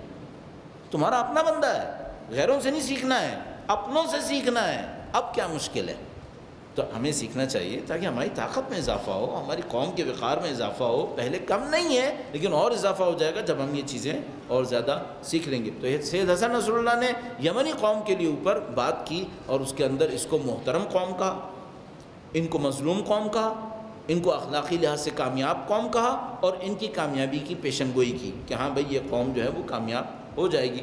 اچھا اتنی پیشن گوئیاں اور اتنے مضبوط انسان کے اتنے وعدوں کے بعد مجھے پتہ نہیں آپ لوگ پریشان کیوں ہیں؟ پھر آپ کو پریشان نہیں ہونا چاہیے، کام کرنا چاہیے۔ لیکن میں آپ کی خدمت میں عرض کروں، ابھی میں آخر تک لے جاتے اور عرض کروں گا، یہ ایک مقایسہ ہو گیا حوثیوں اور داعش اور دوسرے باغیوں کے درمیان، تو یہ قطعاً وہ نہیں ہے کہ مثال کے طور پر یہ ہار دیں گے، پیچھے ہٹ جائیں گے۔ ان کا اصل یہ لوگ باغی ہیں نہیں، اپنے ملک کے اندر بیٹھے ہیں، باہر سے آئی ہوئی قوم نہیں ہے، انگلینڈ اور آئرلینڈ سے نہیں آئی ہوئی یہ سب لوگ، فرانس اور انگلینڈ جرمنی سے، یہ سب یہیں کی قوم ہے، وہ اپنے ملک کے اندر بیٹھے ہوئے۔ ایک بات اچھا، اب یہ تو ہو گیا اس گروپ کے عنوان سے ہم نے دیکھا جو نیچے سے اٹھے، اپنی حکومت کو اٹھایا اور اب آ کر بیٹھ گئے۔ اب ہم حکومت ہونے کے ناطے دیکھتے ہیں، حوثی ایک حکومت بنائے ہوئے ہیں، شامی ایک حکومت تھی۔ اب میں مقایسہ کر رہا ہوں حوثیوں اور شامیوں کے اندر حکومت ہونے کے عنوان سے، حکومت ہونے کے عنوان سے پہلے ہم نے اپنی حکومت کے خلاف بغاوت کرنے کے عنوان سے دیکھا، تو داعش اور اس میں بہت فرق ہے۔ اب ہم حکومت کے عنوان سے دیکھتے ہیں، حکومت ہونے کے عنوان سے شامیوں اور حوثیوں میں کیا مشابہت اور کیا اختلاف ہے۔ درود بھیجے گا محمد و آل محمد۔ صلی علی محمد آل محمد وعجل فرج۔ شامی حکومت اخلاقی اعتبار سے تقریباً دیوالیہ حکومت تھی، اخلاقی اعتبار سے، پبلک کی حمایت کے اعتبار سے شامی حکومت کوئی بہت اچھی حکومت نہیں تھی۔ پبلک کی کچھ سپورٹ تھی لیکن سیاسی اخلاق کے اعتبار سے شامی حکومت دیوالیہ حکومت تھی، بینکرپٹ تھی، اس کا سیاسی اخلاق اچھا نہیں تھا۔ سیاسی اخلاق کا مطلب کیا ہے؟ آپ مخالفین کے ساتھ کیسے پیش آتے ہیں، آپ کا کام کرنے کا طریقہ کار کیا ہے، تو یہ سب اچھا نہیں تھا ان کا۔ ان کے خلاف جب دشمنوں نے کارروائی کی تو ہم جیسے سب لوگ معتقد تھے کہ بشار الاسد کو مرنا پڑے گا، اس کو جانا پڑے گا، اس کے بچنے کا کوئی امکان نہیں ہے، اور ہمارے جیسے سارے لوگ کاؤنٹ کر رہے تھے کہ کتنے مہینے ریزسٹ کرے گا۔ تو جتنے مہینے گزرتے جا رہے تھے ہم حیران ہو رہے تھے کہ اتنے مہینے کامیابی سے رکا ہوا ہے، یہ بڑی بات ہے۔ لیکن بہرحال اب وہ دور آیا کہ اب دنیا میں کوئی یہ نہیں کہہ رہا کہ بشار الاسد گرنے والا ہے، سب اس بات کو سمجھ گئے ہیں بشار الاسد کہیں نہیں جا رہا، صحیح ہے۔ اچھا یہ جو کہیں نہیں جا رہا قطعاً جانے والا تھا، قطعاً جانے والا تھا۔ میں آپ کی خدمت میں عرض کر رہا ہوں، اپنی تمام تر خوش بینی اور خوش فہمی کے ساتھ میں اس بات کا معتقد تھا چند دنوں یا چند مہینوں کی بات ہے، بشار الاسد کی حکومت الٹ جائے گی۔ یہ نہیں گیا۔ کیوں نہیں گیا؟ صرف ایک فیکٹر تھا، انقلاب نے اس کا ساتھ دیا ہے۔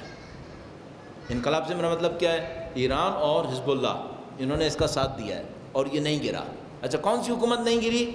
سیاسی اخلاق کے اعتبار سے دیوالیہ تھی، ملک اس کے ہاتھ سے نکل چکا تھا، فوج اس کی بکھر چکی تھی، دشمن اس کے سر پہ دندنا رہا تھا، اس کے پاس رہنے کی طاقت نہیں تھی۔ سب کہہ رہے تھے دنوں مہینوں کی باتیں، یہ جائے گا۔ یہ نہیں گیا، کیوں؟ چونکہ ایران اور حزب اللہ نے اس کا ساتھ دے دیا۔ صحیح ہے؟ اب میں اس شامی حکومت کا مقابلہ کرتا ہوں حوثیوں سے۔ اچھا، حوثی حکومت شامی حکومت کے مقابلے میں کیسی ہے؟ پبلکلی پاپولر ہے، پبلک میں پاپولر ہے۔ شامی حکومت کے پاس کوئی نظریہ نہیں تھا، کوئی نظریہ نہیں تھا، دین، اسلام، وطن، کچھ نہیں تھا۔ بینکرپٹ اس اعتبار سے میں نے کہا دیوالیہ قوم تھی۔ ان کے پاس دین کا نظریہ ہے کہ نہیں، ہمیں ظلم کے خلاف لڑنا ہے۔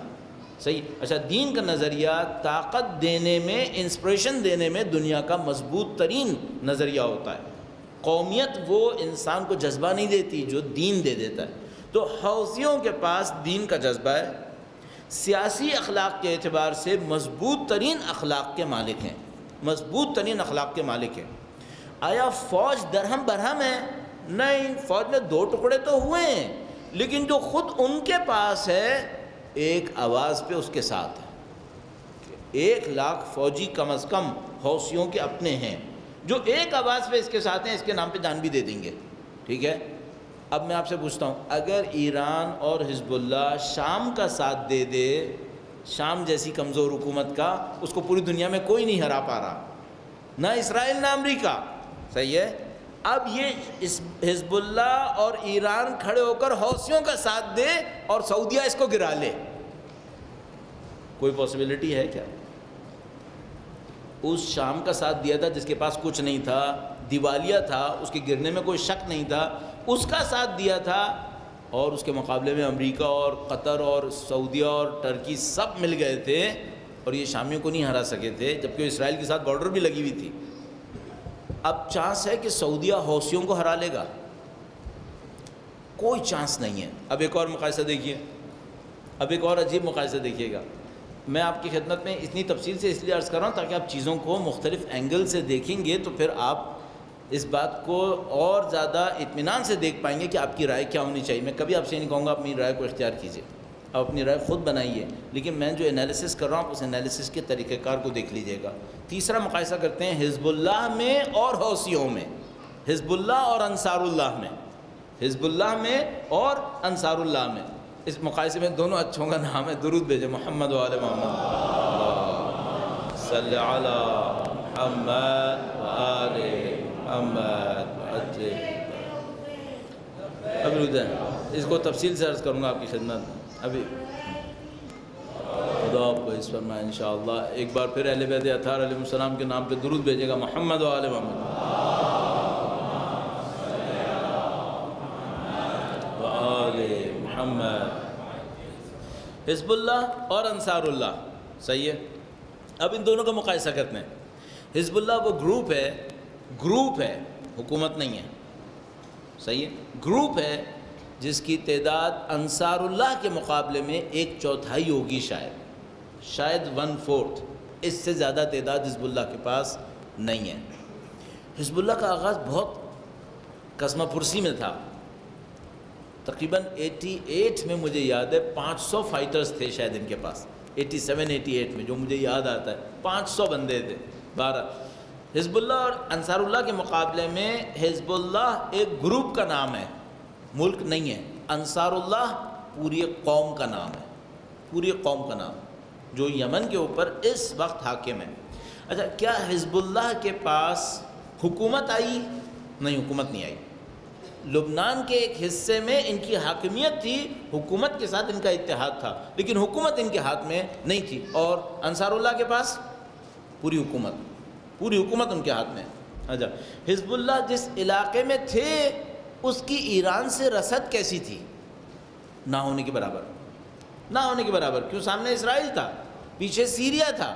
سیریا خود بارگین کر کے رسد دیتا تھا، اس سے زیادہ نہیں دیتا تھا. اس کے باوجود حزب اللہ کی رسد کو کوئی نہیں کاٹ سکا.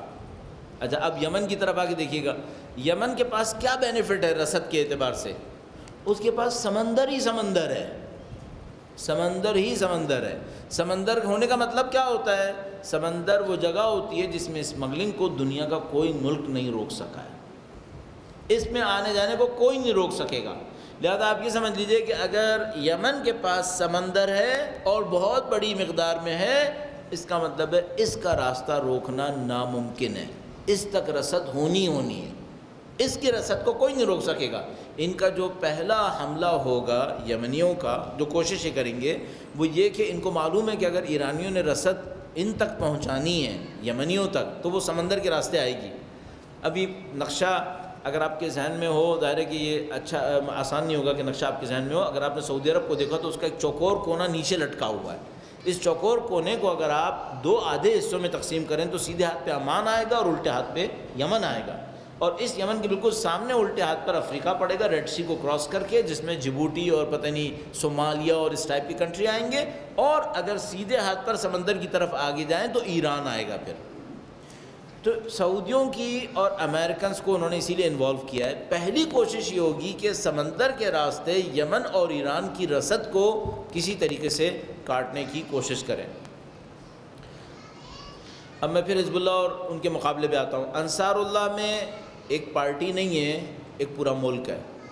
تعداد بھی کم نہیں ہے، تعداد بے انتہا ہے. رسد ممکن ہے، سمندر کے ہوتے ہوئے رسد ممکن ہے، سمندر کے ہوتے ہوئے رسد کو کاٹنا تقریباً ناممکن ہے.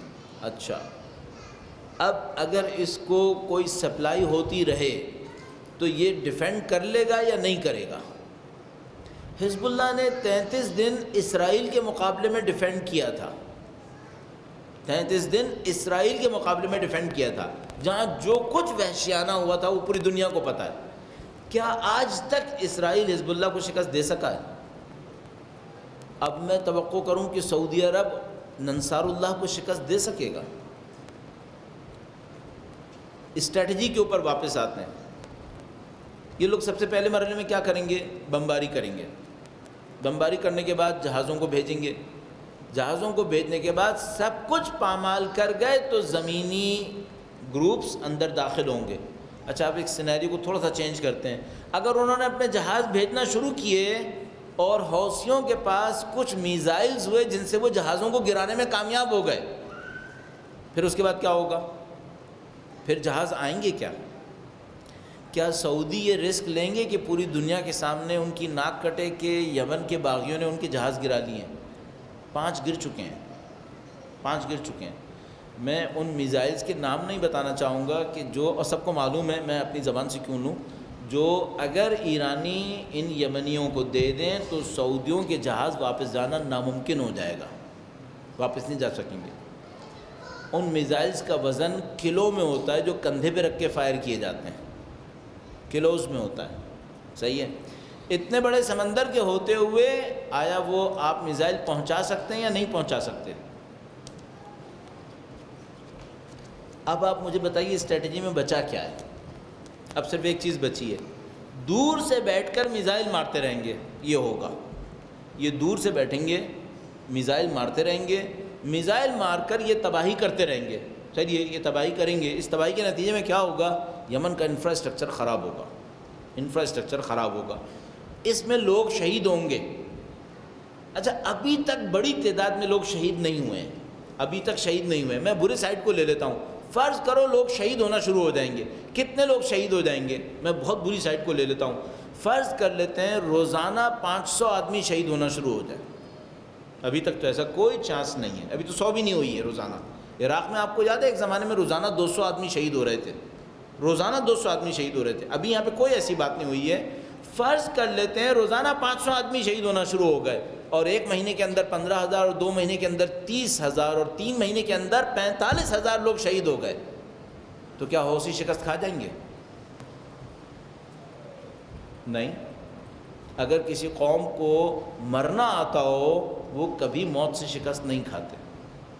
میں آپ سے ایک سادہ سوال پوچھتا ہوں، ہم پاکستان کے شیعہ کراچی کے رہنے والے کچھ نہیں ہیں، کیا شہادتوں اور موت نے ہمارا کچھ بگاڑ لیا ہے کیا؟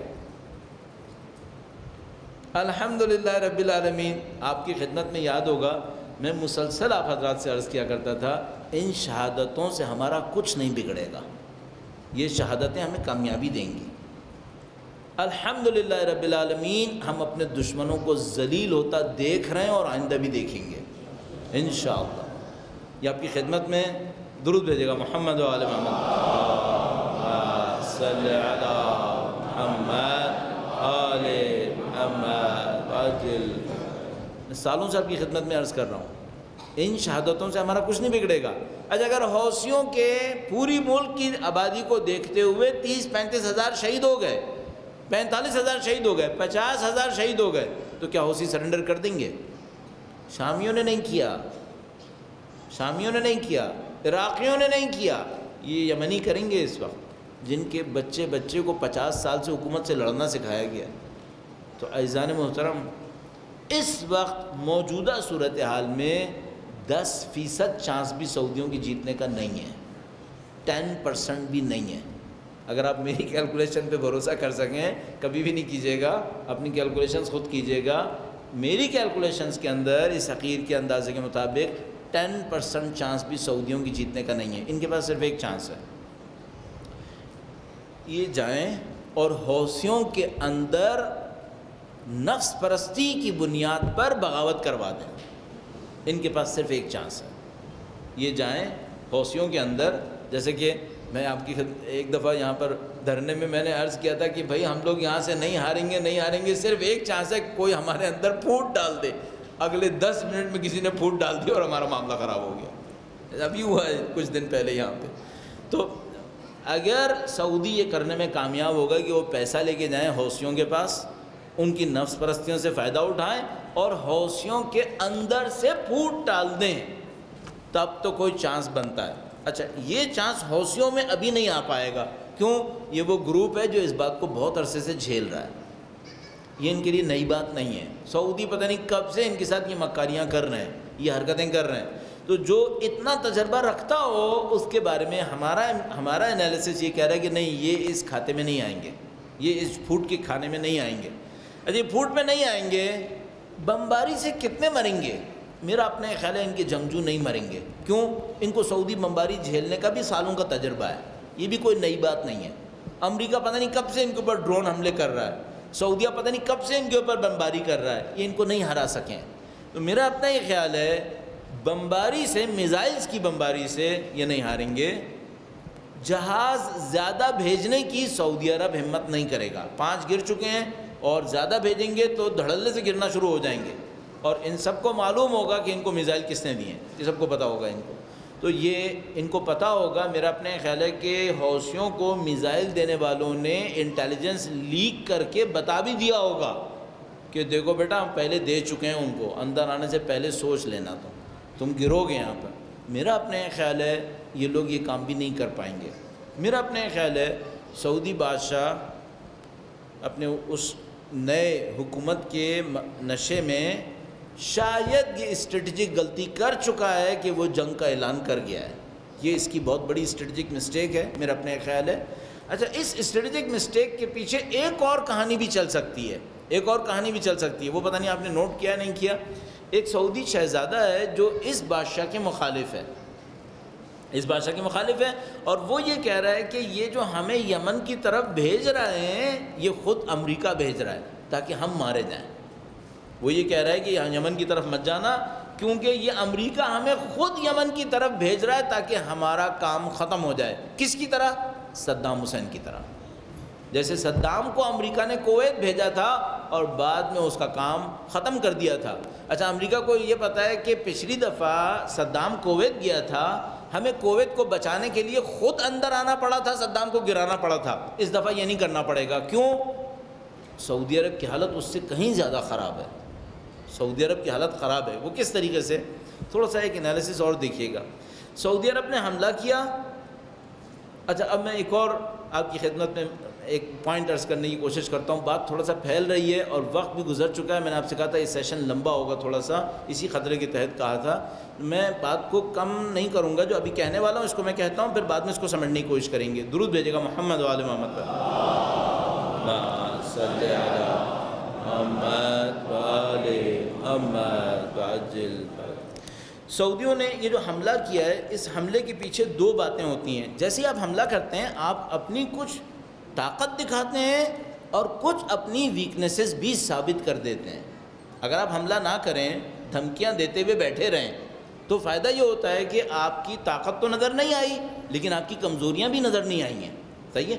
ایگریشن میں ایکسپوجر آف ویکنیس ہوتا ہے. جیسے ہی آپ آگے بڑھتے ہیں آپ کی طاقت نظر آتی ہے لیکن کچھ آپ کی ویکنیسز بھی نظر آ جاتی ہیں. سعودیہ یہ بلنڈر کر گیا ہے کہ اس نے ایگریشن دکھا دیا. جیسے اس نے ایگریشن دکھایا, اگر منہ بند کیے بیٹھا رہتا تو شاید طاقت کا اس کے احترام ہوتا. اب طاقت کا احترام نہیں ہو سکتا, اب اس کی ویکنیس ایکسپوجر پہ آ گئی ہے. اچھا, اب کون کون سی ویکنیس آئے گی؟ جب ایک دفعہ آپ کا برا دور آتا ہے نا, تو پھر ہر طرف سے برا دور آتا ہے. آیا سعودیہ میں رہنے والے شیعہ موقع سے فائدہ اٹھانے کی کوشش کر سکتے ہیں؟ ہاں, اگر معاملہ بہت خراب ہوا تو کر سکتے ہیں. مثال کے طور پر کیا سینیریو لیتے ہیں؟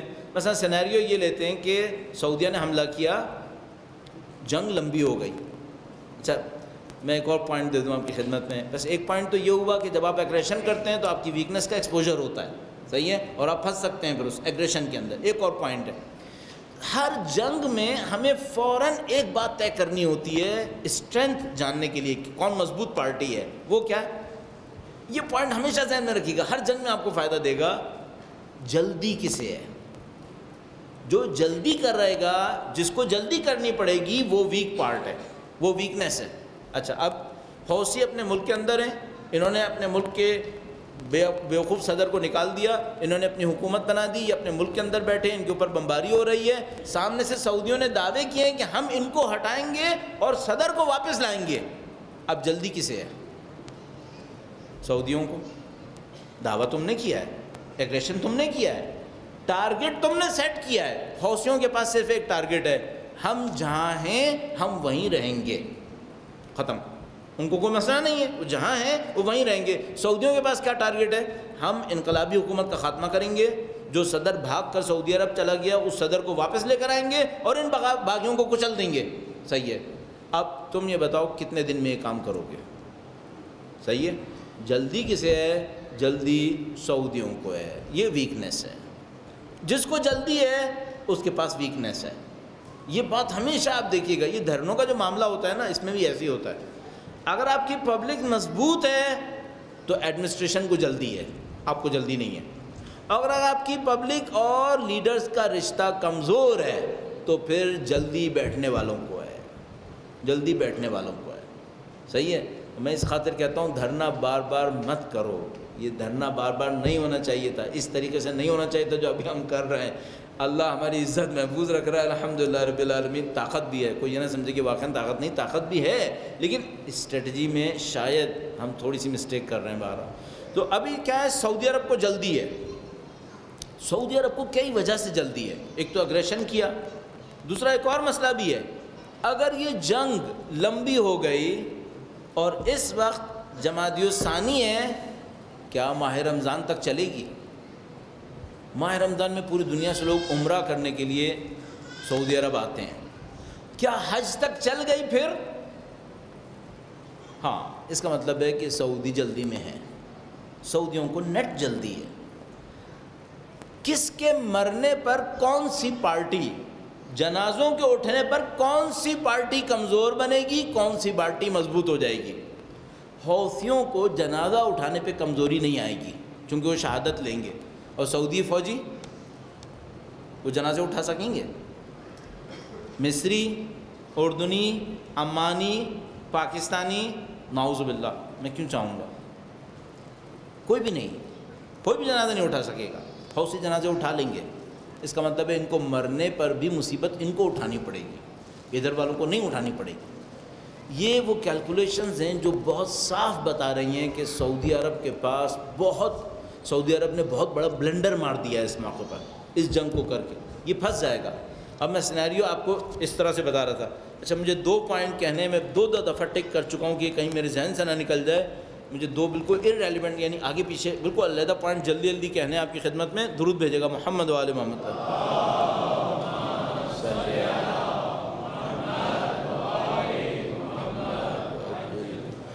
ایک بات تو یہ کہ سعودیوں نے بلنڈر کیا ہے، انہوں نے جنگ کا اعلان کر دیا ہے، کوئلیشن بنانے کا، انکوکڈ، انہوں نے اس کو صحیح نہیں کیا ہوا تھا، انہوں نے بہت بڑی حماقت کی ہے، انہوں نے کام صحیح نہیں کیا تھا اور انکوکڈ ایک دم جا کے اپنی ایکسپوجر دے دیا، تو یہ تو بہت بڑا بلنڈر ہوا ہے، یہ ان سے سنبھالنا بہت مصیبت ہوگی۔ اچھا، اگر سنبھالنا مصیبت ہوئی تو کیا ہوگا؟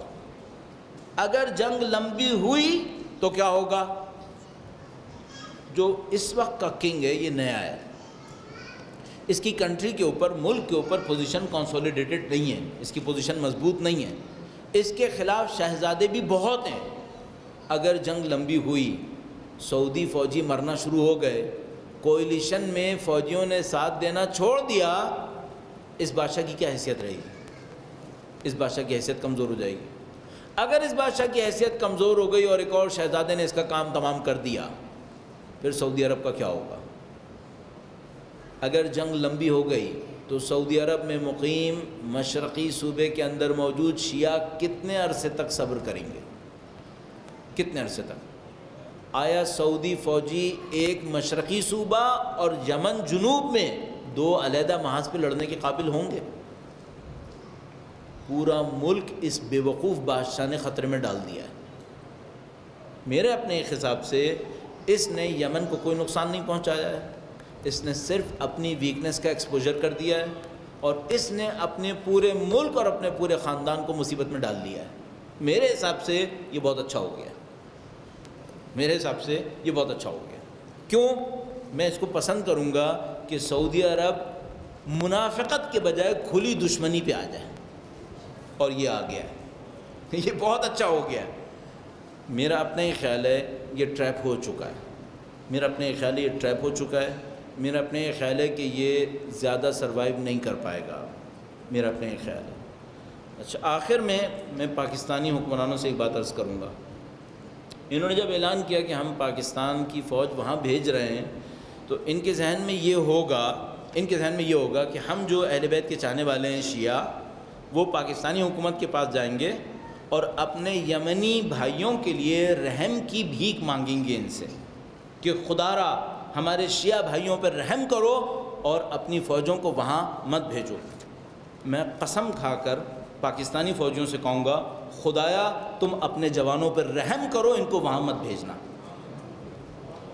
رحم کی بھیک ہم اپنے لیے نہیں مانگیں گے، اپنے ان جوانوں کے لیے مانگیں گے جو فوج کے اندر ہیں، ان کا کچھ نہیں بگڑے گا، تمہارا ستیہ ناش ہو جائے گا۔ کیوں؟ کس کے بھروسے پہ جا رہے ہو؟ سعودیوں کے بھروسے پر، جو پاکستانی سعودی عرب کے اندر کام کر چکا ہے۔ میں اس سے پوچھوں گا، کیا سعودی پاکستانیوں کو انسان سمجھتے ہیں؟ حاجی کو انسان سمجھتے ہیں؟ کام کرنے والے کو تو چھوڑ دو، حاجی کو انسان سمجھتے ہیں؟ تو ہمارا پاکستانی جوان کن ذلیلوں کے اوپر اپنی جان قربان کرنے جا رہا ہے؟ کیوں جائے گا وہ بیچارہ؟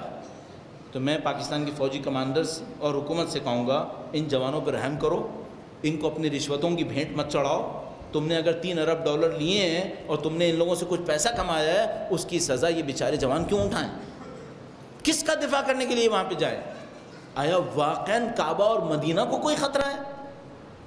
یہ جو حوثی ہیں، انہوں نے بے بس بچوں اور عورتوں کو انگلی نہیں اٹھائی ہے، یہ کعبہ اور مدینہ کو خطرہ کریں گے؟ انہوں نے عورتوں اور بچوں کو ہاتھ نہیں لگایا ہے، جو بے بسی کے عالم میں ان کے ہاتھ میں تھے ان کو کچھ نہیں کہا ہے، تو تم کس کو دھوکہ دے رہے ہو؟ تو میں اپنے پاکستانی بھائیوں سے کہوں گا، فوجیوں کے لیے عرض کروں گا، یہ ہمارے جوان بیچارے اپنے ملک کے دفاع کے لیے اپنی جانوں کا قربانی لگا کے فوج میں آتے ہیں، ان کو ان چند نشے میں مست اور نفس پرستی کا شکار بادشاہوں کی دفاع کے لیے قربان مت کرو۔ ان بادشاہوں نے نہیں بچنا ہے، ان بادشاہوں نے ختم ہو جانا ہے۔ تو پاکستانی فوج کو چاہیے کہ وہ ہارے ہوئے گھوڑوں کے اوپر شرطیں مت لگائے۔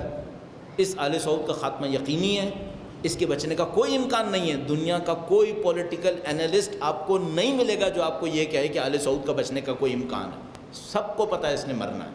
تو پاکستانی حکومت، پاکستانی فوج اپنے جوانوں کا احترام کرے، ان جوانوں کی نیتوں کا احترام کرے۔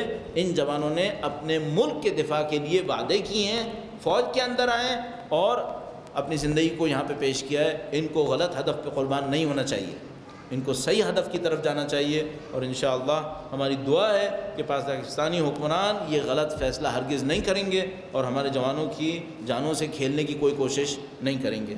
کافی طولانی ہوا، ابھی دائرے کے اس میں بہت کچھ باقی ہے، لیکن ہم اس سے زیادہ آپ کا وقت نہیں لیں گے، کافی وقت ہو چکا ہے، اور انشاءاللہ آپ کے سوال جواب کے ذریعے سے اس کو مزید آگے بڑھانے کی کوشش کریں گے۔